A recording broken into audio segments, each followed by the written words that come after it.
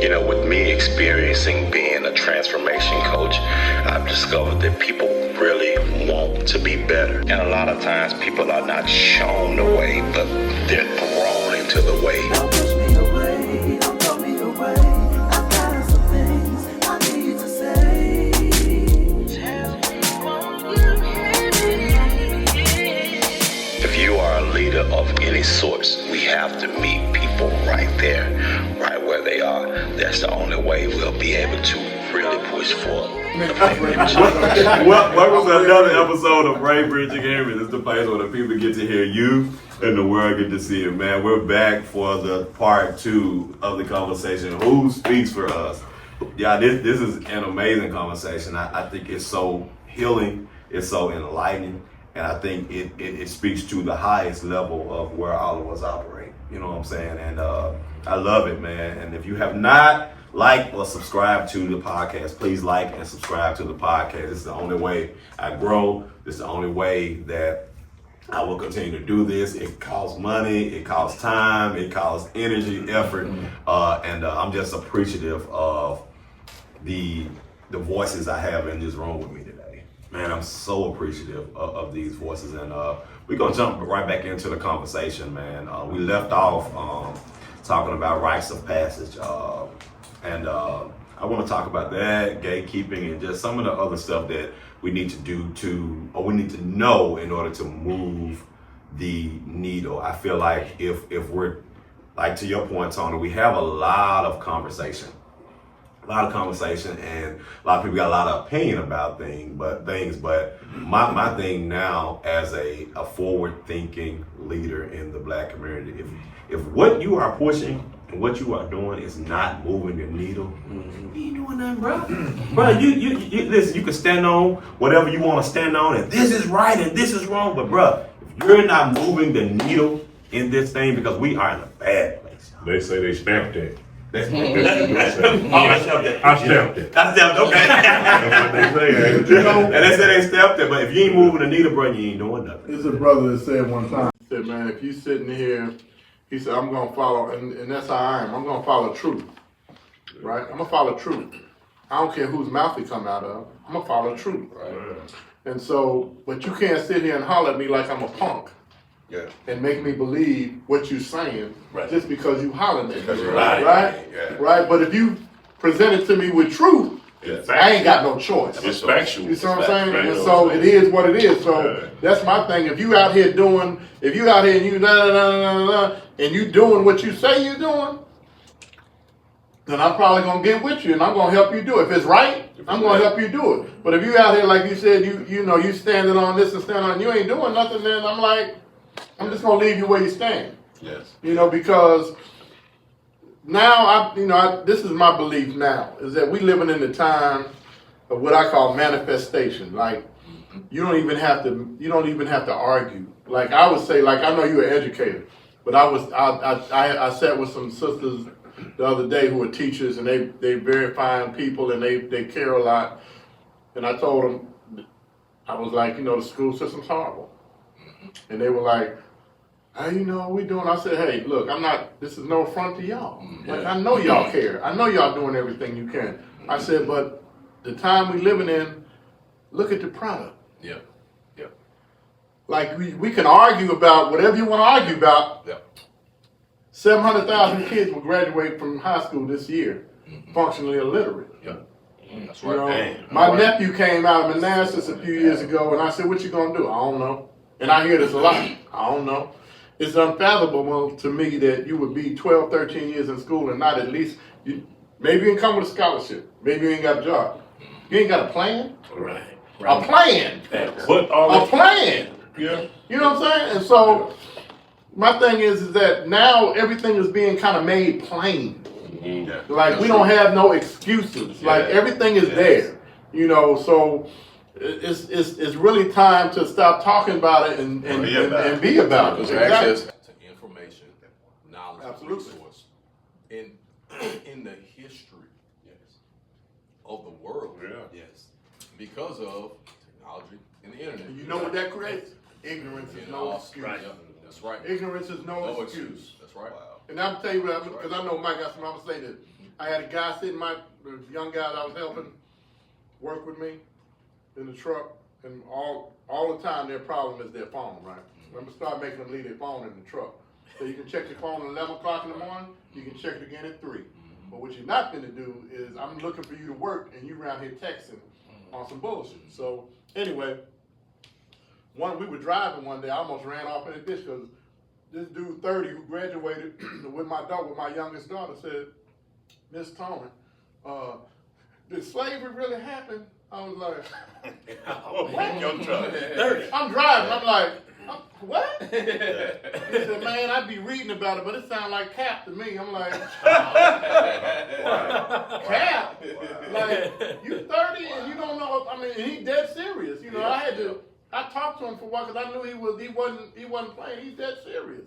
And so, you know, my thing is, man, is that, you know, the level of what we don't know and the knowledge that we don't have. Dr. King said this, man. He said that, I think he told Ralph Abernathy this, I think it was in Ralph Abernathy's book. He said, man, why should we integrate lunch counters when we can't afford what's on the menu and we can't read what's on the menu? Read what's on the menu. Education and economics, you know, are very, I mean, are one of the most important things. So now it's time, we know the problems, we got information, we got resources. $1.5 trillion a year that we spend in this country as a whole. Back when Dr. King, before he died, he talked about 30 billion. That's right. At Mason Temple, the night before he died, he said we spend 30 billion as a people. At that time, we were like the 7th or 9th biggest country in the world. Now we spend 1.5 trillion, and we spend 800 million of it between November 24th and December 24th. Wow. We spent over half of it on Christmas. Wow. So we had the resources. We got to get to work. We got the space because we got a church on every corner. Right. That sit idle what? Whole lot. We got space. We got resources. $1.5 trillion a year that we spend in this country as a whole. Back when Dr. King, before he died, he talked about 30 billion. That's right. At Mason Temple, the night before he died, he said we spend 30 billion as a people. At that time, we were like the 7th or 9th biggest country in the world. Now we spend 1.5 trillion, and we spend 800 million of it between November 24th and December 24th. Wow. We spent over half of it on Christmas. Wow. So we had the resources. We got to get to work. We got the space because we got a church on every corner. Right. That sit idle what? Whole lot. We got space. 5 days a week. Right? We got space. That's right. We got meeting space, organizing space. Yes. We got the space, and I oftentimes say like, we're in Orange Mound right now. And one Sunday I was coming up here to clean up the floors and clean up, and from Barking Airways to like here is at least 12 churches. You know what I'm saying? I'm looking at all the cars and stuff. I'm like, we all can afford it because we know church has been a pillar in the black community since slavery. We can afford to sit out one Sunday and go in the community that you're in and serve the community. You know what I'm saying? Like, and that's too much like, right? But I want to hear. This is good. I want to hear. I want to hear what you have. Did you have something? I don't have anything. They covered y'all covered points. Like this is really good. I just, I didn't want to interrupt. I want to speak to something that Terez said earlier at the beginning of the first session with regard to the blueprint, I believe it was, you mentioned.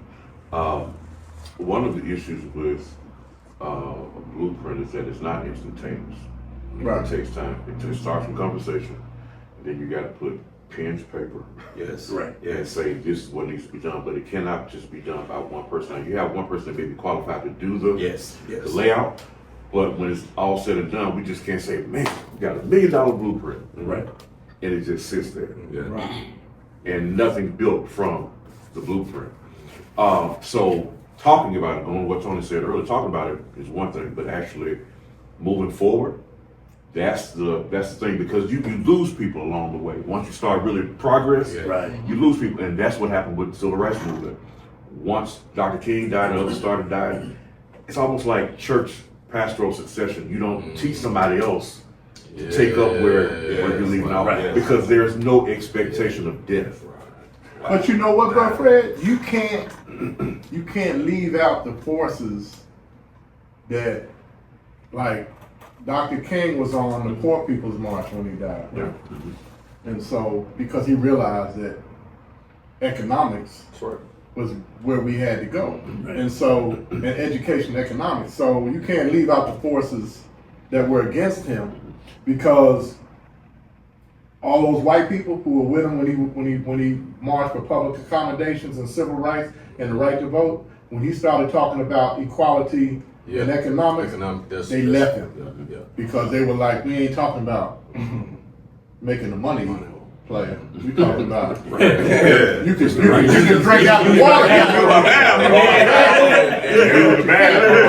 That's why. And I'm gonna tell you one of the most egregious things that they did to all of us growing up was that on Dr. King's birthday, or whenever we celebrate Dr. King, they only played a part of the speech that we call the hoop, right? You know what I'm talking about, right? You come out with your text and you do your thing, you explain it, then you get to the end and you get excited, right?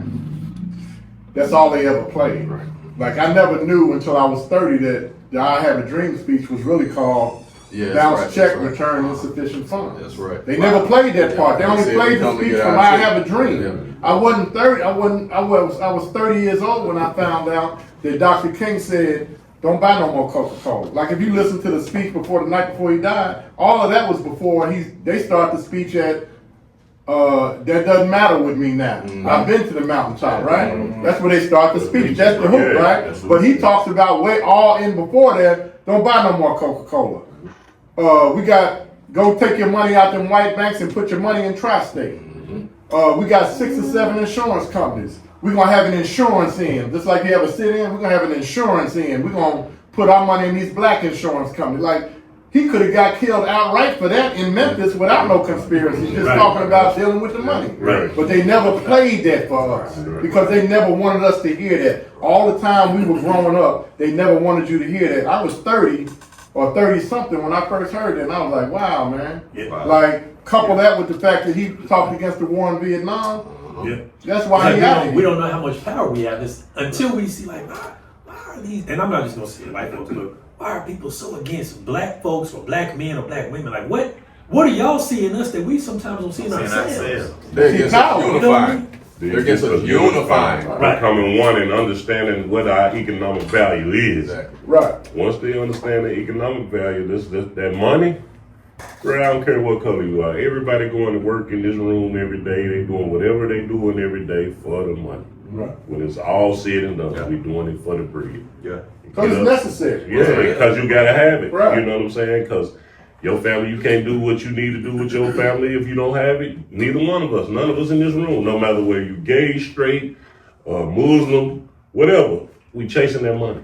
So let me ask you this: what has been, or what is currently, the black microcosm that Memphis wants to be, or we want Memphis to be? Like, people say Atlanta's is the black Mecca, or even Tulsa. So back in the day before the bombings, they're like, what is it that we want Memphis to look like from this plan, or kind of what direction are we trying to move forward in? Because I think that we need to go to South Memphis, North Memphis. I'm just talking about when you talk about what do we want it to look like we need to go, because Jesus said, because you have not done it unto the least of these, right? You have not done it also unto me, which means we need to go to the least of our people and at least get them up on a level where they can fend for themselves. Right. And to that point, I know we're in Tennessee, we're in Memphis, right? And Shelby County is the most poverty-stricken county in Tennessee. Really? Number 1, Shelby County. the most poverty-stricken county in Tennessee. And so when we look at, to your point, Terez, like to figure out where we want to start at, we have to, like since I've been in the nonprofit sector, like I had to understand poverty on a different level because most people don't have. And so if I got to make a decision on whether I'm gonna pay my car insurance or I'm gonna pay my light bill, and I'm only making $12 an hour with Taco Bell, I'm paying my light bill because I got 2-3 kids. You know what I'm saying? And so to understand that, you know, I think hide the car. Or literally hide the car. Or the fact that, to your point, Mike, like us being in the barbershop every day, we come across men every day that, because the barbershop used to be a place that you come and shuck and jive, but now, I don't know about in your shop, but in this shop, Mike, everybody's serious. Everybody going through like money issues, like things. So, and then when we see stuff going on the news and things, you know, I hear my formerly incarcerated brothers, you know, really have like such a lackadaisical attitude about it because, bro, I can't even vote anyway. Fuck this shit, bro. You know why? You know why? Because they have been sitting around a penitentiary somewhere and not advanced themselves. You know what I'm saying? People think everybody in penitentiary ain't there for a lifetime. So you know what I'm saying? So I found when I was in, these brothers can't read. These brothers can't. They don't have nobody to rationalize what's going on. You know what I'm saying?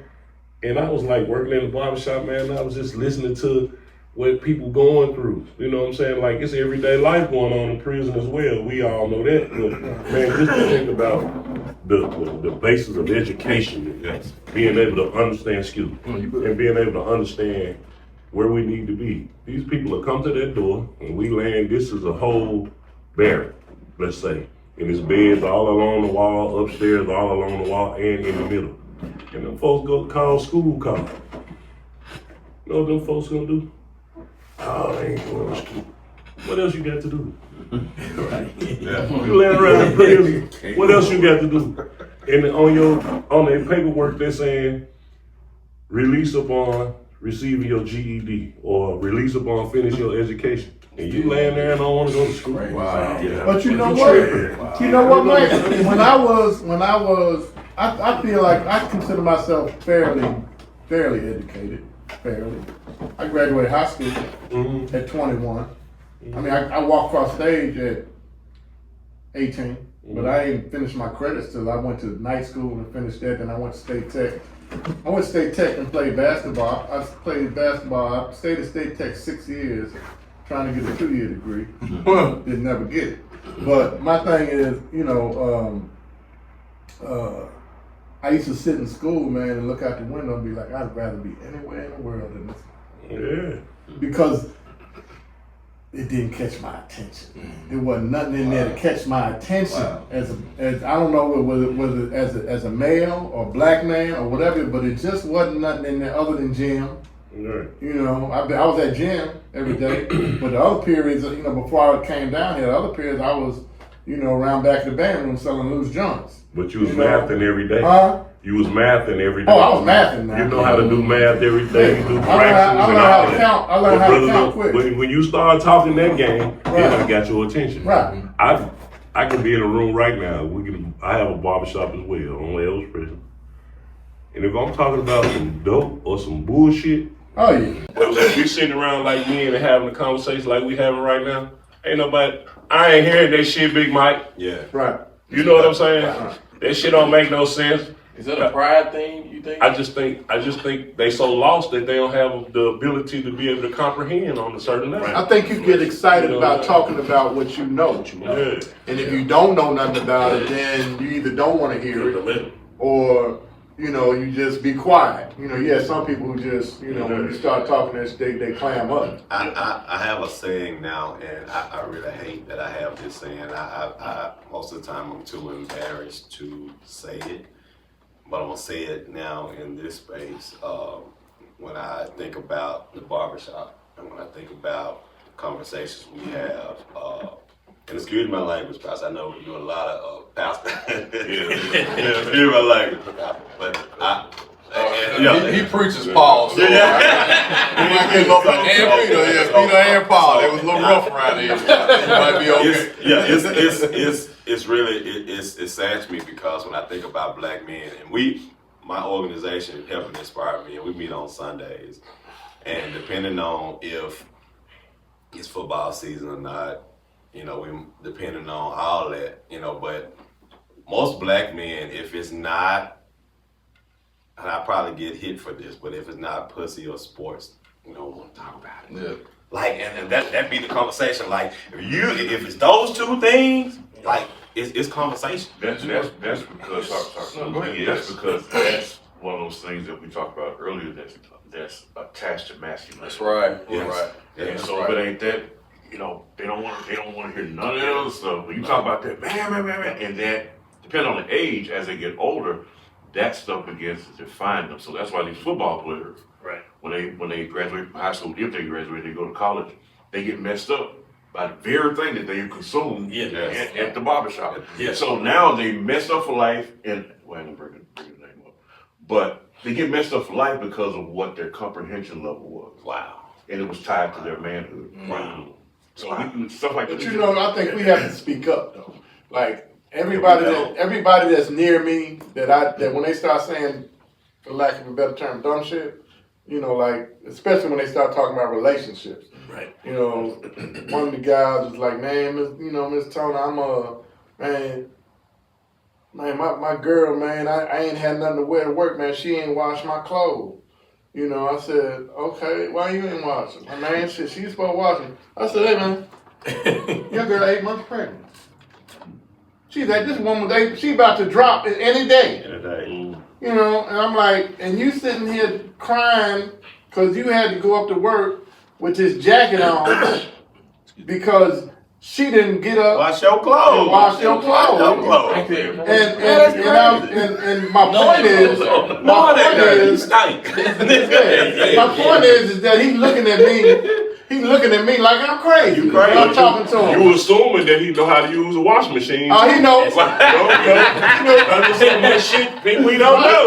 But hey, if you need your clothes washed and you got one, you gonna figure it out. But I've been washing clothes. How long ago? 10, 11. Let's say July. Oh, we ain't need. Huh? Oh yeah. Think about it. You think about this. Y'all giving these folks too much damn credit. There's so much we don't know. Y'all want to know it. Mike, look, check this out. Check this out. This is something that I thought about one day that was so impactful to me. Like this was my thought, and I blew my mind with it. I'm like, we in the truck ride. I said, hey man. You know what I just thought all day? Like, what, Miss Tone? I'm like, y'all be sitting there asking me all these questions, man. And I'm glad to supply whatever knowledge I got. I said, but you walk around all day with a computer in your hand. Yeah, right. I said, and you ain't got sense enough to push that little button that says Google to ask a question to get an answer to the things that you asking me. I said, all you use that phone is the text BS back and forth all the time. Because when I made them leave their phones in the truck, when they got in the truck first, they said, man, ain't nobody hit me. I'm like, yeah, because you be initiating all that stuff while you weren't supposed to be on the job. But my thing was, the thing that blew my mind was like, these dudes is walking around with a computer in their hand all day long. You ain't even got sense to be in school. If I was in school with the computer, Man, look. that's Right. That's 44,000 times 52,000. I'm just saying, like, so even I always think like this. God, man, brings for every problem in the world, God brings a solution through the womb of a woman. Yes. Wow. For every problem. Wow. Right? That's why it's so That's important big. for women to protect their womb because they're the ones that have babies now. Every problem, man, that comes into this world, God sends a solution in the womb of a woman. Yes. when Bush and them were talking about this stem cell stuff, right? We can't do it because we're playing God. No, God sent somebody in the world to solve this problem. Y'all want to monetize it. Right, exactly. See, that's where the problem comes in. You remember when the EpiPens went from $30 to $300? Right? They want to monetize the solution. And that's where the problem comes in, because they always want to make money off of stuff. And I built a mother-in-law type suite for a guy who happens to be white, good dude, back in 2010. And his wife had blood cancer.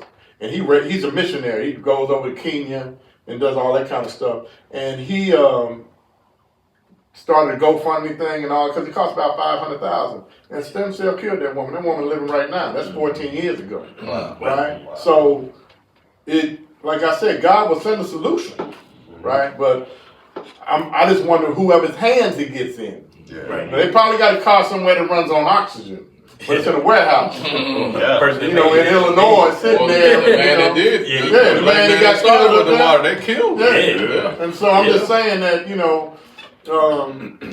that's the thing, man. I think that, one of the questions you put on there was about leadership, man. And I think what leadership, we have to take what leadership looks like and what kind of leadership in these days and these times is necessary. And that's like, we have to have insight and foresight. We have to be able to look into stuff and see where the trap is. And to that point, what does leadership look like across the board? You said some on the last episode, Terez, about rites of passage. But I want to ask y'all, as far as leadership, what does it look like across the faith sector, across the street sector, political sector, entrepreneurs? Like, what does leadership look like from an identity perspective across the board, and how can we make it a rite of passage? I want you to just share. I'm gonna pass it. Okay. But before we get there, you mentioned, what does it look like? It looks like everybody here, because everybody here represents the same main thing, but something else that's different. Yes. The issue is, I want to tell this brother how he needs to be. Wow. Sam, come on. I'm not even really leading myself. Right. Wow. You see what I mean? Yeah. My thing is, like right now, is education. So why would I be trying to tell him how to do his podcast? Wow. I need to focus on education. There you go. He takes care of the podcast, right? He may call me and say, hey man, I'm doing this episode on whatever, right? We start to think that the way we feel about what we're doing, we should be able to tell other people what their responsibilities should be. Wow. But we shouldn't. We got to be accountable for us. Because if I'm not leading where I am, I can't tell this brother, well, what's going on with the prison ministry. That ain't my thing. Right. He knows that's his experience. Right. So he can speak to that. We have to be able and be honest enough to be quiet and let this brother speak to that experience, so he can lead the people that are having that experience. Right. Wow. I think another important asset with when it comes to leadership too is outreach. Yeah. And a lot of us are afraid to not mind our own business. Mm-hmm. Like we're so busy in our own pockets. Like you said, everybody here like kicking everybody's ass. You know what I'm saying? But if we have more conversations about it, we're not shit. I'm going through something. Right. And you may have a resource that can help me figure out what's going on with me. The same way pastor has a role. I may be able to, he can send people to him, but their roles are totally different. Right. And then we go to the other side of the room. If I don't understand the value and the wealth that's also created from insurance, if I'm not willing to listen to that information that this brother is giving me, I'm going to fail personally. And it's going to hurt him because it hurts the overall goal. Yeah. Wow. I've taken my career path. I try to spill the beans, man. I ain't gonna lie to you. I try to give all the gems. I tell people how much we earn, how you get in this, what you need to do. Just because I shouldn't have been 32, 33 years old starting this business. I could have been doing this right out of college. How many more years I could have been? Also busy gatekeeping. That's the next topic. And we were right into it. We were right into it. And I found out that the part that hurts the most is there are people that look like me that gatekeep and don't want anybody else to get into industries of any kind. It's like, man, come on, man, we're so much better, stronger together. If all of y'all do the same thing, cool, I can vent to you, talk to you, you know what I'm going through in real time. If everybody's entrepreneurs, or it's crazy to see that sometimes I'm in spaces with people that look just like me, that they see me as their threat as opposed Your to competition. Yeah, like God blessed all of us with this opportunity. And however you want to use your wealth to benefit the kingdom and your community, that's up to you. I'm not judging you, but I'm not your competitor. I've always said, and I've experienced this since I started my show. Like, it's been 2 years, and I got on there one time and I said, people want to see you do good, but not better. When I started my show, I didn't want to go in someone's studio and pay them $100 an hour. And I look up in 8 episodes, hell, I done paid you what I could have been purchased. Right. So I'm reaching out like, hey y'all, what I need? I need sound, I need this, I want this is my vision. And people were responding to me, and I'm like, maybe let me look through what I'm saying. Maybe y'all misunderstanding me. I want to know what to buy. Right. That's all. I don't need you to really come in here and do anything for me. What sound? What's a good mic? What's a good camera? People stop responding to me.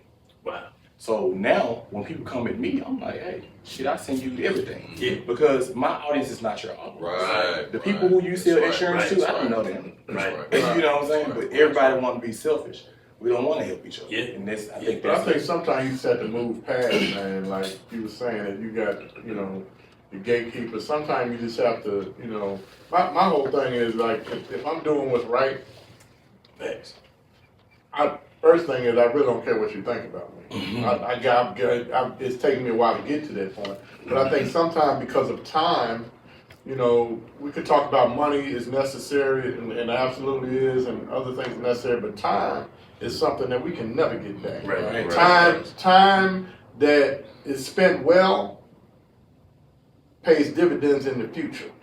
But time wasted That's right. can never get it back. So- And so that what he was saying was that, to me, was that the people who sit there and they're not celebrating your success, or they're jealous of you, or they're competitive, they want to be, I move past them because I got a different agenda. Well, it's also this agenda, like, I know what y'all make. So if we just put our collective money and minds together, what difference could we make for business?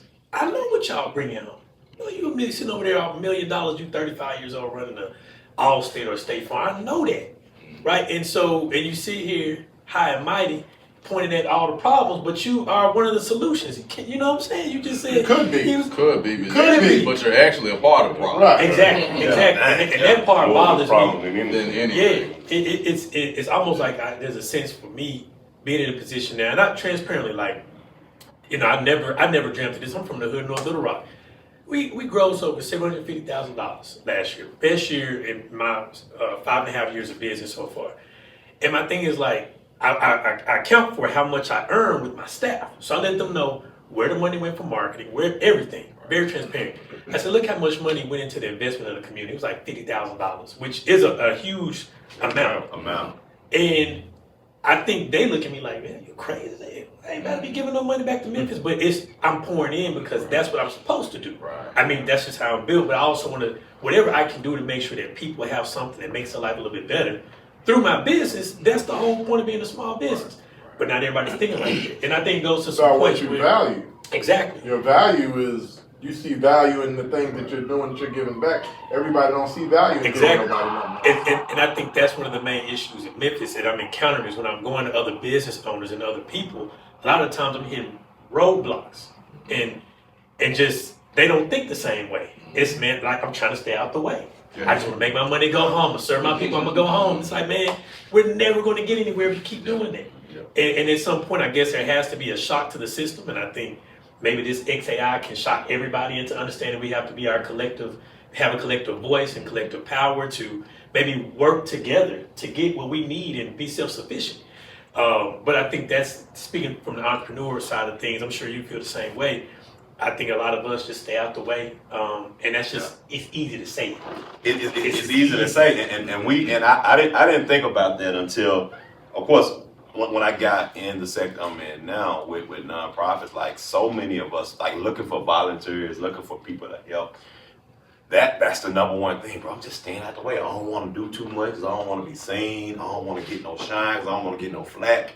And so we've adopted this stay out the way mentality as black men, but our communities are dying. Have died. Our communities are suffering so hard when we complain about Artavion and Clontario stealing our cars and shit, but nobody wants to get in the ring. Everybody wants to sit on the outside and say, man, them folk ain't doing that, man. The mayor ain't doing that, man. The police, but like, it's work for all of us. You know, it's work for all But of can us. I ask you a question? Because I know you dabble in this space, Ray, and I think all of us do at some level. Is that, you know, we talk about physical health, working out and stuff. I know you work out. I know we were talking about working out and stuff before. All y'all look like y'all fit though.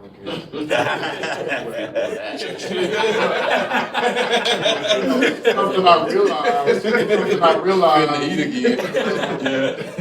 Not long. I mean, what I realized a while ago was that mental health is more, if not more important than physical health. Because mental health, your brain drives everything, right? Mhm. Your mental state, whether you feel like getting up and going running at 6 o'clock in the morning, you have to. This has to make you get up and go do that, right? And rather than saying, "Oh shit, this pillow feel good," you know. So my thing is that, you know, how many podcasts do you see about physical working out versus how many podcasts you see about us dealing with the mental side of, and I say that because you what you were talking about is that it's a mentality of staying out the way. It's a mentality, man, because we don't want to be seen because we don't feel good enough, man. We self-esteem. Yes. Yes, I'm saying our self-esteem is not.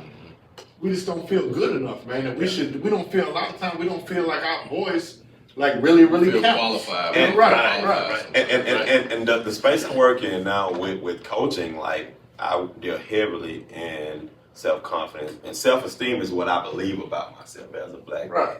And self-confidence is me actually doing what I believe about myself. And so most of us, to your point, we don't believe that we have the capacity. We don't believe that we are good enough. We don't believe that I'm worthy enough to stand even in a barbershop and say something positive because I got so many checks on me that everybody say I'm too bad. So I'm just going to sit back because I'm just going to stay out the way. And so that overtakes us. So what I teach as a life coach, like confidence is the willingness to try. And so many of us, so many pieces and pillars to y'all points in our community don't go because we don't want to try.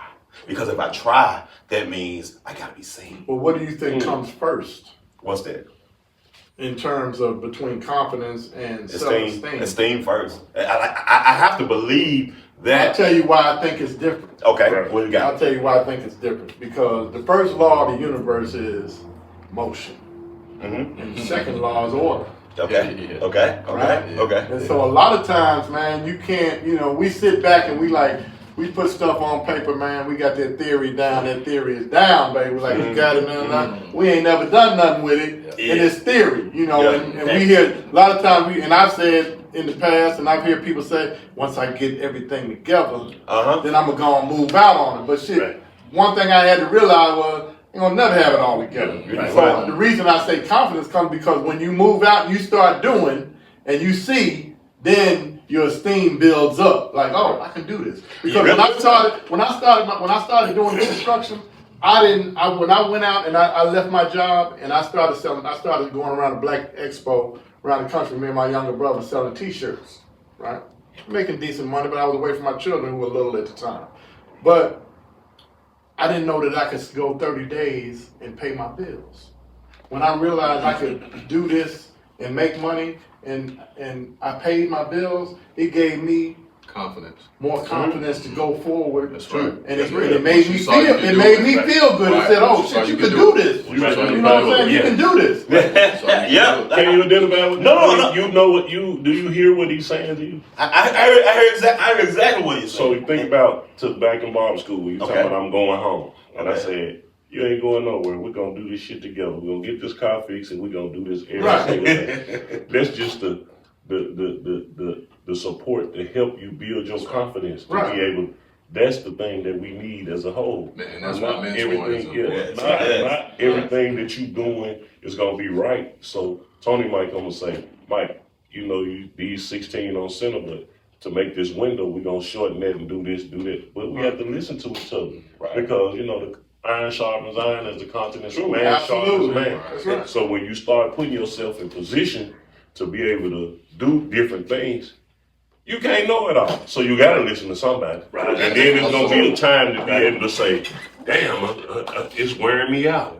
And the preacher come along and say, Mike, look, we're gonna do this and do that. So that still builds your perseverance and confidence and you go a little further. Yes. Right. And that's Here also comes why somebody else. gatekeeping is so bad. Yes. Gatekeeping does the opposite. Especially when you see people that look like you have a certain expectation. I'm gonna do something. Yeah.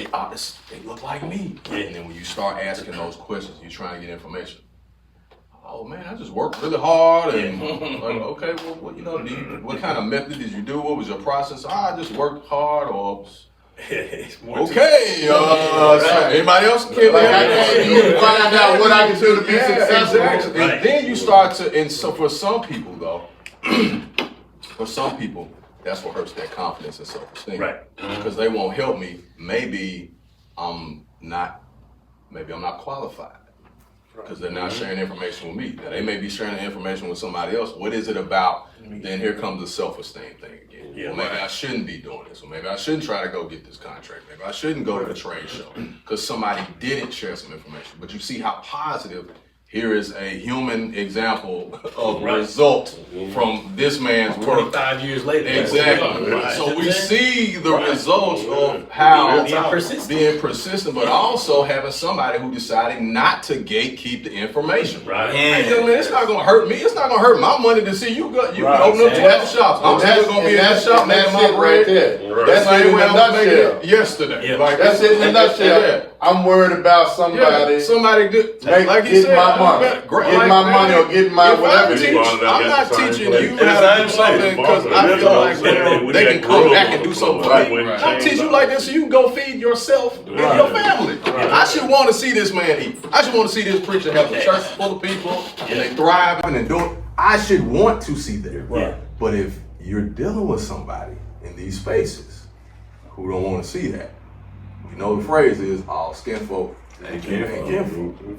And it works in tangent. And for some people, you know, some people esteem it needs more work than confidence. Some people confidence needs more work than esteem. But it all like if I don't believe that I'm better than what I think I am, it's not going to fly. That's where mentorship is so important, like I Right. said, because you could be here with no mentor and just be in your mind like that the whole time. Like I just ain't good enough to do whatever, but you could have a mentor like Mike who said, hey man, you're gonna be a barber. I don't damn what you do, man. This, you know, that bullshit and we're gonna go and be a barber. Right. Fix this car. Yeah, let's go, Make man. sure Come on, you let's get go. the gas and come on, man, come on to class. Like the thing that mentors do, man, do that's what we so gotta important do. is Yes, sir. they help you meet and overcome obstacles. Right. Because everybody's gonna have obstacles in your life, regardless of what you do, where you are, who you do it with. You're gonna have stuff that comes in your way, and it's how you meet those obstacles and overcome them, which that gives you that confidence and gives you that esteem. Right. When you overcome, you're like, oh, shit, I could do that. Yeah. And you know what gets in my way as a black man to even admit that I need help. To admit that I ain't got it all together is my ego. Like we said earlier, Ego. about the conversations, certain conversations, like you said, they get quiet on. Yeah. Right. That's a lack of confidence. Or it's like, Right. oh, I can't really talk to this. Right. And Let me be quiet, let me kind of shrink because I don't really know about this and I don't want to show I don't. And we have to teach black boys it's okay to say you don't know something. Exactly. Right. Yes. It's okay to say, it's okay to ask Right. questions. What they used to say, there ain't no dumb question. Right, yeah. Except the one you don't ask, I don't know how to do no more. It's all So, right. hey, say I don't know how to do it. And then that way I can get you to a place where you'll feel confident enough to be able to do it. Right. When you can accomplish your So, task the same way. one thing you mentioned too, we got to be okay with making mistakes. Sometimes, Yeah. men, we don't like rejection. No, we don't You know like what I'm it. saying? So, I We mean, don't like it. back in the day, just imagine anybody you were interested in, you go up to them and they reject you. Like, man, I might second guess myself. But a lot of times you just got to keep going, being persistent. Yeah. Like, I'm going Persistence. to, knowing I'm going to face rejection, and that's okay. And I'm going to learn through that. That's a skill set too. I don't think a lot of these young people are okay with rejection, and it leads them down another rabbit hole of, oh, you don't like me? I'm gonna show you. And it's like, oh, wait a minute, bro. That's the other part. You can't tell me you want to be a firefighter or you want to do this profession and you not putting no work towards that. I'm not gonna sit here and shoot the shit with you and lie to you. There's no action that shows evidence that this is the direction you're heading, right? So when you tell them that, now that pride takes over. The Bible talks about, we know what pride does, right? So it's so many different interchangeable things that I think for young people, they have to break down and ask themselves, am I humble? Am I going to let you pour into me? So that way Big Mike can tell you, hey man, forget that, we're gonna go to AutoZone and get this part. Some people don't want to hear that. This generation, look, Ray from a different generation. I am all of us from a different group. So I would let you pour into me, but I think the attempts now, man, these kids are on a different wavelength. And right now we're tearing down a culture of compliance and trying to build a culture of accountability. Right. So we grew up on a culture of compliance. You're gonna do this, you're gonna obey, you're gonna do what I say do. But that takes away the accountability, the transparency, because if you're gonna tell me I gotta do what you say do, I ain't gonna really tell you how I feel, so I'm just gonna hide. I'm gonna figure out a better way to hide. And so now, like, even in the space of helping inspire men, we allow them to cuss, we allow them to say how they really feel, because we're trying to build a culture where we're learning them. And so when we hear it, if they're safe enough to say what they're feeling around us, then we can hold them accountable. Because we don't know where they at. Otherwise, it's just do this, do what I say, obey, and I'm grown, so listen to what I'm telling you. And with that being said, I had a question for my pastor here. Oh man, come on. So I've been waiting. Yeah, we talked about, you mentioned 5% of your church men. How many black men you seen? However many in prison, right? Yeah. Okay. That number is way more than 5%. Way more than 5%. I don't know what the exact number is, but shit. That was a good point. Succession. You mentioned succession planning in the church. And the reason why I mentioned this is because we live in the Bible Belt. So I'm making it real for at home. Yes. Right? And I've seen this because I was in ministry for 13 years. And I turned down opportunities to pastor because I didn't see where it was really going. It was just a job for a lot of guys. It really wasn't to teach a younger preacher or be a pastor to then lead other men to then start taking over and leading. My question for you is, yes, you got to answer. How do you think we can affect change in a black church to raise up more leaders? Wow. To take on that job? Because we got a lot of black Christians in this area, right? And the same in your case as well, right? Because I've even seen where guys who grew up under Islam went away because they were like, damn, two different sides of the same coin. Yes. You see what I mean? Okay? So as a black pastor, how important the black church is in the community. What are some ways that we can develop better solutions to raising up black leadership, black male leadership in the church? It's a good question, Pastor Upshaw.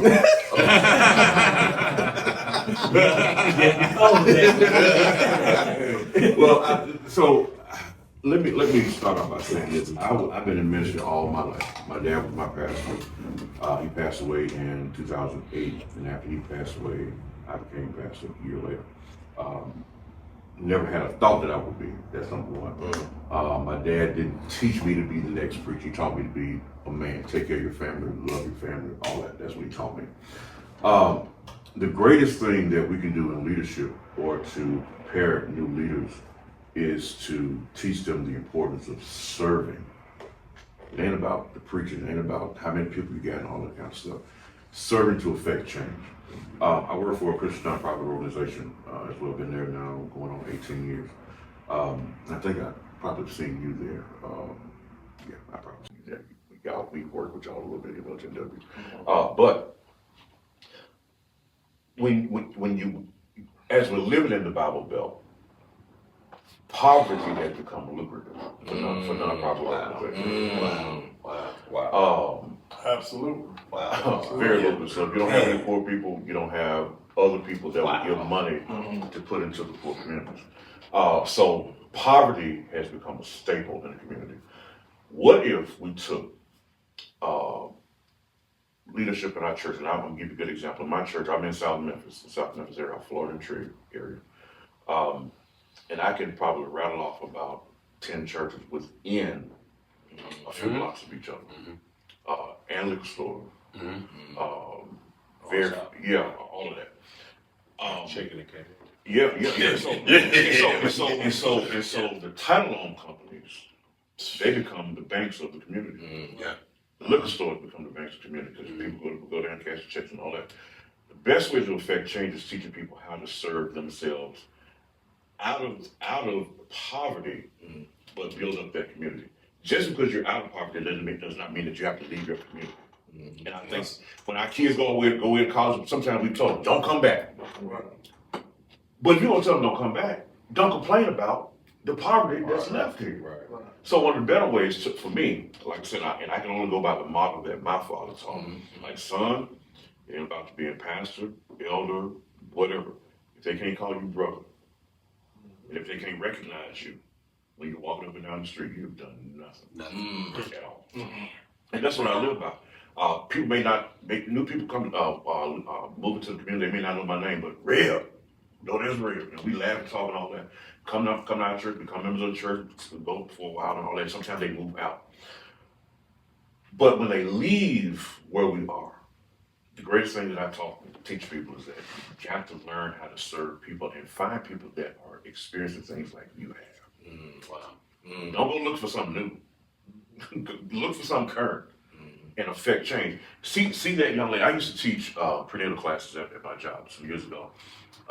And the young ladies were somewhat baffled because they were predominantly taught by women. But some of the things that I was teaching them from a man's perspective, like, hey, some of y'all are pregnant by the same guy. And y'all know it.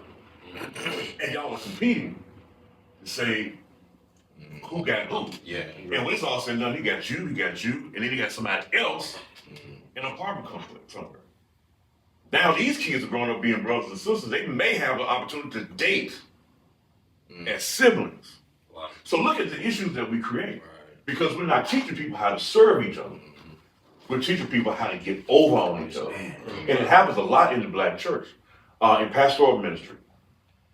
If you had told me 20 years ago I've been a pastor, like that's somebody else. I've been pastoring now 16 years, and I love it. I minister music, all that. From other conversations, I minister music, play drums, talk choir, all that kind of stuff.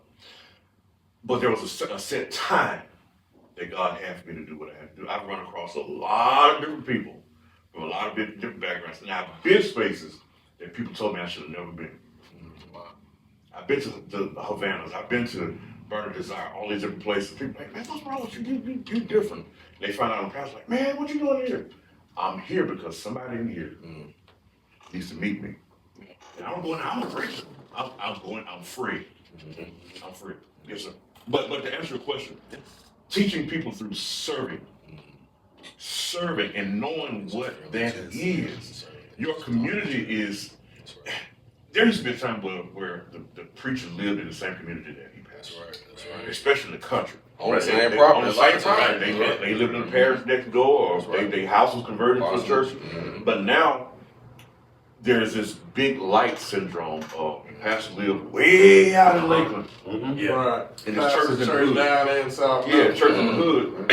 And the house is 10 times bigger than the church. And he paid the church every month, every Sunday to let's pay this building, let's give a bunch of this building fund, and a new building ain't come up yet. Don't know. And they get in their big car. The car costs more than the church building that they got, and they go back out to their own life. And these kids, going back to what we talked about schools, a lot of these pastors don't even go to serve to go to donuts for dads. I've had church members say, hey, can you come to my daughter's or my son's donut day? Yeah, what school is it? Yeah, I got you. I'm there. The kids see me. Because I grew up in an era where kids thought teachers were superstars. You saw your teacher at the grocery store? Oh, man. And now the teachers they look were real people. they got a life. It happens to me all the time. What Pastor Upshaw do? But it's seeing teachers like that, seeing people that I was raised up around, taught me that some little kid somewhere is gonna see me serving somewhere, and I better be on my best behavior. Yeah. I can't be out in the club with them. I can't be twerking with their mama and Right. because at some point they're gonna see me around their mama, and how I treat their mama is gonna be how they're gonna define me. So Right. you teach people to serve people. Sometimes like my dad used to do. My dad would take the shoes off. My mama would buy him some brand new shoes. My dad would take his shoes off his feet and give them to somebody. Go home. My mom was like, Smith, where your shoes at? Oh, so I saw so-and-so, they need some shoes. Lord have mercy, I gotta go buy this much more shoes. And that's me. That's me in a nutshell. Somebody need something, if I got it, there you go. And I can get another. But you learn that through serving. Right. And I can go, God has blessed me. I ain't got a lot of money, but I got God's ear. Right. To the point where if I go somewhere and do a job, make a couple $100, I know somebody needs, because I don't attach myself. You're not defined by that. I'm not defined by my. I know what it means to be broke. Yeah. I know what it means to watch my dad and back in when we was kids as coaching kids, watch my dad come home and tell my mom, feed them boys, I'll be all right. Didn't know it was because we didn't have enough food for everybody. And we thought he was just fasting. We just didn't have enough food. But he taught, feed them boys. There was three of us, feed them boys. I'll be all right. Feed them boys. And so growing up, going back to the hugging and kissing the kids, my kids, one of them is in college at Mississippi Valley State. Support him in everything he does. My daughter goes to, I believe, Empire Hair School. She's about to graduate. Support him in everything that they do. Because I know what it means and what it feels like to have nothing. Yes. Even as a pastor kid, so real pastors don't make a lot of money. Yep, that's right. They don't make real leadership. That's right. They don't make a lot of money. Right. Hirelings do. That's But right. real leadership don't make a lot of money. So I learned through serving. I know what it means to fast. I know what it means to do without. I know what it means to be up at night trying to help somebody else get their child through some kind of rehab program. I know what that feels like. I ain't saying, oh, call my secretary. No. You did me. Right. So, I know what it means for people to just want to invite me to a service to preach because they think I'm bringing some money along with me. Yep. But you ain't doing nothing. Wow. And you right down the street. Or you right up the street. So building leadership through serving, learning what leadership is, seeing that young man and say, hey, I see something in you. Come here, let me talk to you. Every Sunday when I get down to church, when I come down preaching, the little girls and the young men come up and they almost in a line because they want to laugh and talk. Just getting them to know me as a human being. And I'm asking, how's school going? Let me see your grades. Let me see your accomplishment. Do I need to come to your school? And you didn't have to prophesy not one. No, I ain't asking my mama for no money.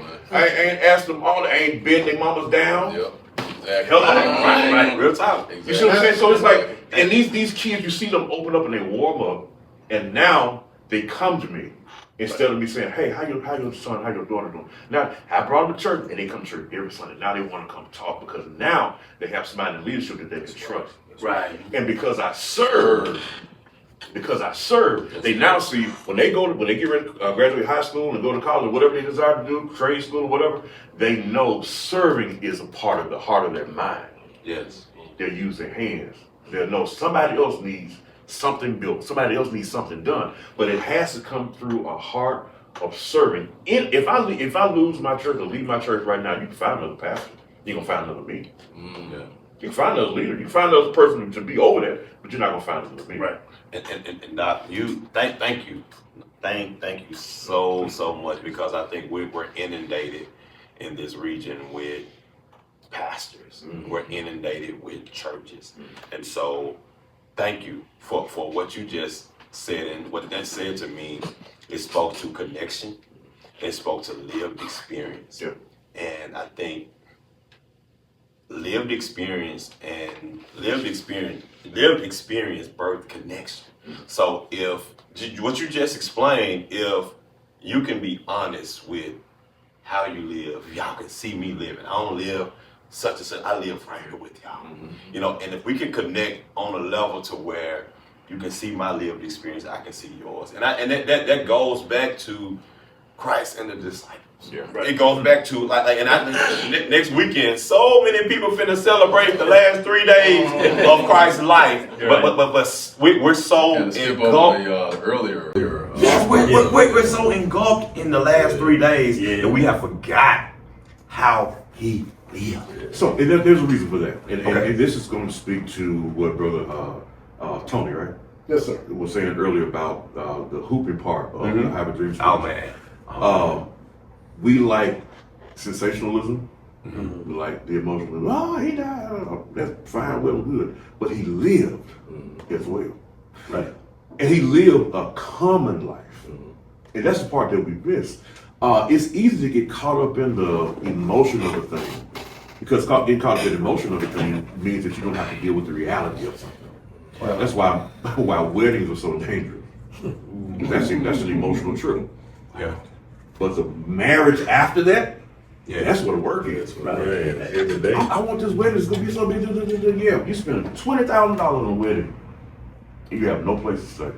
It's not That's practical. why 2 out of 3. That's why 2 out of 3 marriages in America end in divorce. Absolutely. That's right. And so it goes back to what we were saying earlier. This whole thing of sensationalism. And the next time we talk about Jesus is in December.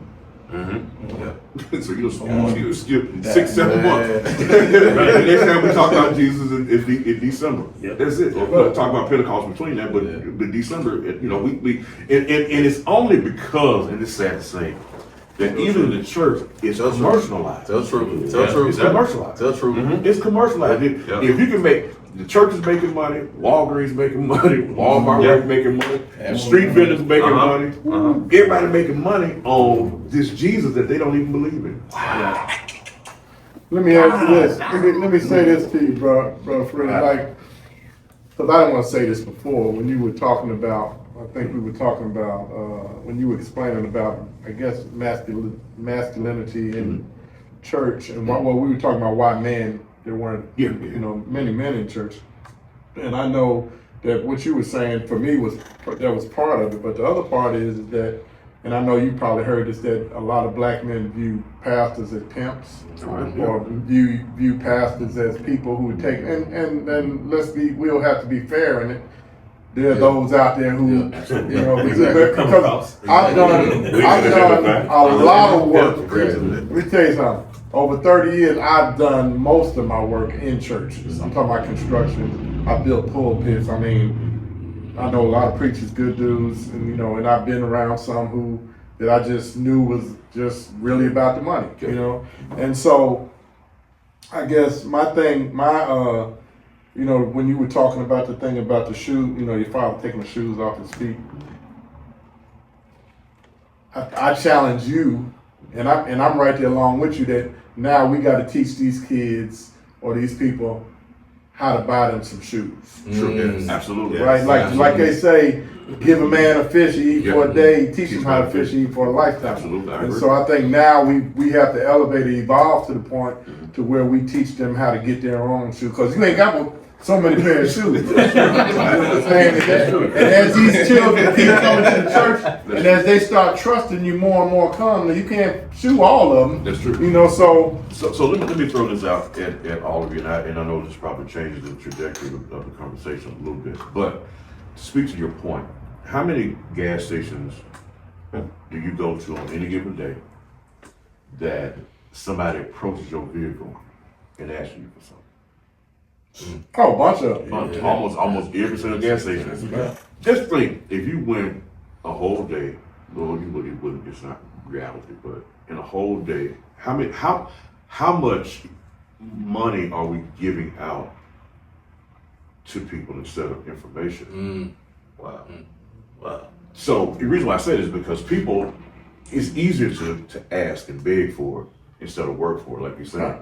So they know they it's almost like run the track. Like, hey, this is my spot here, and they will fight over the spot. Right. So now, you see the fight. So people at a spot, and they sitting there, hey man, you got a couple dollars. I just need to give me something. You got a couple dollars. Now, I'll tell you something. My dad taught me. We would feed people when they would come in at the church. And this man came in one day and he was like, hey man, Rev, I need something to eat. My dad's all right. So we went to the refrigerator, got some stuff, gave him some. He looked and he said, I can't eat this. He said, well, you ain't hungry. Wow. You're not hungry. But you know what? There are people out there. I mean, like you see now, you go by the corners, you see these kids out there selling water. Mm-hmm. Like I very rarely have cash anymore. Yeah. Just be on the card, you Right. know. And so, but I keep ones and stuff in my car, in my thing in my van or in my wallet, just for the purpose of buying water. And I keep water in my truck all the time, but I may buy some water just because I had an altercation with a lady at a grocery store 15 years ago. Boys are selling candy in the parking lot of Chisholm Trail out there in North Memphis. You know, maybe more than 15 years. And they had some Nestle's, whatever, and so I always bought some candy from her when I came out. And this lady was just, I don't want that mess. I don't want that. Man, you know, she was just going on. I'm looking at her, and then she looks at me and she said, "You know what I'm talking about? That's that mess." I was like, "Man, they could be selling crack." I said, "They selling candy." I said, "I'm just, you asked me, so I'm just telling you, they're selling candy. They could be doing other stuff. They could be breaking in your car." Right. But they're selling candy. So, you know, then I was getting in the car, and for some reason I was talking because I knew one of the little kids, and I was like, "Hey man, just keep doing what you're doing. You are all right," and blah blah blah. She came out, and she, you know, what y'all got? You know, what y'all got? Give me, how much are they? Okay, give me 3 of those.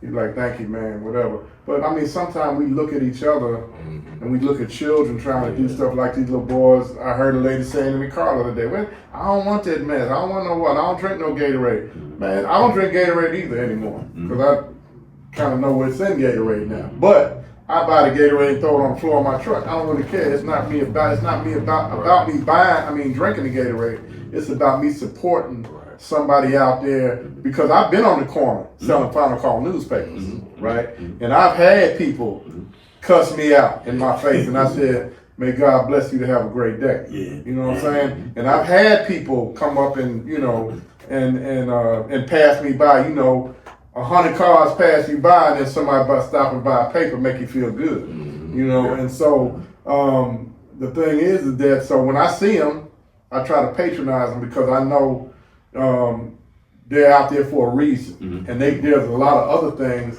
So I think at some point we have to put something together where we can take that entrepreneurial spirit and say, "Hey man, look," because I thought about it on this wise, is that I don't carry a lot of cash, right? And a lot of people don't carry cash like that anymore because we on a debit card or whatever. So what can we do to help them transform their business so that maybe they can make more money? Because people are like, "I ain't got no cash. I ain't got no cash. I ain't got no cash." You know what I'm saying? So Create them a QR code Right. so they can hand that show up. right. So it's just about doing The work. You know, children, like you saying, and what you doing, these children want somebody. Right, they do. Right. They want somebody to care enough about them to correct them. They really do, man. Children are like that. You have to ask yourself this question: what makes a child that come in this barbershop that's 5 years old, and you say, "Man, he's smart. Man. You know, he's smart. He popping, he doing this, he, you know, whatever. He's a smart little kid, man. Good looking little kid." What happens in 10 years when he's 15, he's able to pull a gun and kill somebody in cold blood? What has happened between that time frame in this environment that has taken him from that smart little 5-year-old child? Because he didn't come out like that. Right. To being a cold-blooded killer. That's right. And I think that's the area we have to operate in, you know, when we deal with children, man, is that, you know, like the Catholics say, you child for the first, you teach them to be a Catholic for the first 7 years of their life, they be a Catholic for the rest of their life. You know, why do I know, why can I sit here and say I pledge allegiance to the flag of the United States of America, to the republic for which it stands, one nation, under God, indivisible, liberty and justice for all. Wow. I learned that. Way back when, in first grade. I learned that 60 years ago. Every morning. Right? 60 years ago, I learned that. So let's land of liberty. and let's land this plane, y'all. And this has been a great episode. Let's land this plane. We've been flying here for a while, and I want to kind of land it with this. If each of you that I invited, and I'll let Sam have the last word. Each of you that I've invited, thank y'all so much. And again, I just asked, this podcast is about bridging humans, bridging different sectors of our community that don't have bridges, like this, that don't have connection. Like that's my purpose. That's the purpose of this podcast. It's the purpose that I live in. And so I want each of you, just if you can give a 30-second to the sector that you live in, to the identity of the intersection that you come on this thing on. Speak to that man, if you can, for 30 seconds. And Sam, I want you to have the last word, bro. And we'll start with Tony, 30 seconds, and we'll go around, and then we'll end with Sam with the episode D. Because this is about intersectionality. This is about black manhood, and we all speak to a different sector of black man, and what sits up. The reason why I invited you, so I want you, if you can, speak to that Muslim man, speak to that businessman, speak to that formerly incarcerated man. You speak to the Christian man. You speak to the queer man. And Sam, you take us home, man. I like that to be how we would Pastor bring us back. Pastor bring. That's why I'm glad you said about it. Because you always give me notes. You know how it is. You got to give me a little notes. Help me out a little bit. Thank you, Pastor. So I'll say this. Islam is an Arabic word that means submission to the will of God. That's all. That's what it means. And a Muslim is this one who submits. That's right. And so I'd say that I'm talking to all men, in that I'm committed to, in particular, black men. I feel like in your life you can only commit to so many things fully. And so well, let me put it this way. I'm committed to serving the black community, in particular black men, because we're the worst thought of. We are at the bottom of the totem pole perception wise, and I just want to use the rest of whatever time God gives me to help raise that perception, and also just help in a real way to change people's lives. So that's kind of where I'm at with it, and I'm willing to work with anybody who wants to work to make that, effectuate that change. For me, I would tell that entrepreneur, just understand, listen to the voice of vocation. There's a book by Parker J. Palmer that talks about that. And not everybody's cut out to lead the same type of career path, but do understand that if God has put you in this position, your whole mission is to solve a problem, right? So I don't ask people what they want to do when they grow up. It's what problem can I solve? And so in that problem that you solve, are you then, creating a solution for your local community? Whether that means giving back time, talent, or treasure, that is your obligation once you step into being an entrepreneur. That's a great strength that I think that God has given all of us to have the ability to do, but understand what you're stepping into, that role comes with a lot of responsibility. And I would say to a man reintegrating to the community from prison, to get in a space where you can be positive, you know what I'm saying? Whatever you did, it's all behind you. It's not how you fall, it's how you get up and take off running to reconnect with society and the things that are going on. And just get with the people that are doing positive things and center yourself around something that you want to do and desire to do that makes you happy. And hey, just get up. All right. So I'm speaking to, if you don't mind, I'm just gonna speak to me and Yes, sir. Yes, sir. You good? you know, there's so much that we can do as men in our communities. Don't limit yourself to just simply one thing. Find out what those things are that's in your heart to do. Learn to serve your community through serving through your true heart. Take care of your primary responsibilities, your family, and all of those things that are important. But make sure, beyond a shadow of a doubt, that you're true to who you are. Don't try to be like anybody and everybody else. Be true to who you are. And if you don't know who you are, take a good journey. Take time. Get among some good other brothers and maybe some sisters as well, but definitely some brothers to try to figure out who you are, to be able to identify with properly, so that when you do become a good servant, or you desire to become a good servant, that you can serve the right way and serve with your heart. Wow. Well, I'll tell the queer brother, you must first accept who you are, accept how you show up, and be comfortable in that. Don't let anyone define your manhood. If you let someone tell you you're not a man and you begin to believe that, that's not a them thing, it's a you thing. Be open-minded, be willing to listen, and don't take offense. We all come from different backgrounds. We have all different ideologies, and we have common ground. We have one common goal we're trying to achieve. So we have to kind of let go of all the childhood trauma, let go of being called a faggot, being called a punk, all of that. You have to kind of erase all of that from your memory and just be willing to move forward. Well, first of all, thank all of you for being here. Thank all of these brothers for being here. Just an amazing group of gentlemen, I would have to say. It didn't take me long to figure out who's amazing. Only thing I have to say is, the Avengers did not beat Thanos individually. Wow. They had to band together to get through. Wow. And that's exactly what we're gonna have to do. And then if you know that story, Thanos really, he was on assignment by somebody else who was more powerful than him.